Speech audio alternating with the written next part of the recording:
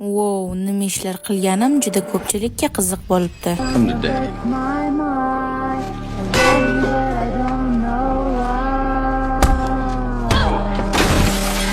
Who's your daddy now? Albatta bu ishlarni qilmaganman, shunchaki ruhan azoblaganman. Ya'ni har xil Telegram chatlarga bu qiz bolani nomeri deb tarqatib olganman. Bu azoblash ondan biri edi, xolos. Bo'ldi, boshqa qilgan ishlarimni aytib bera olmayman, chunki amal ketishi mumkin. Mani samotsikam juda ham baland. Menga nisbatan qilingan yaxshilikni ham, yomonlikni ham 2 barobar qilib qaytarishni yaxshi ko'raman. Hayotimda umuman yaqin dugonam yo'q, ya'ni muqaddam bo'lgan. Juda ko'pchiligi ikkiyuzlamachilik qilgan, juda ham ko'pchiligi va unaqa qizlar shunchaki Bitch, I'm gonna. bir yigitni deb chopganlari ham bo'ldi hattoki.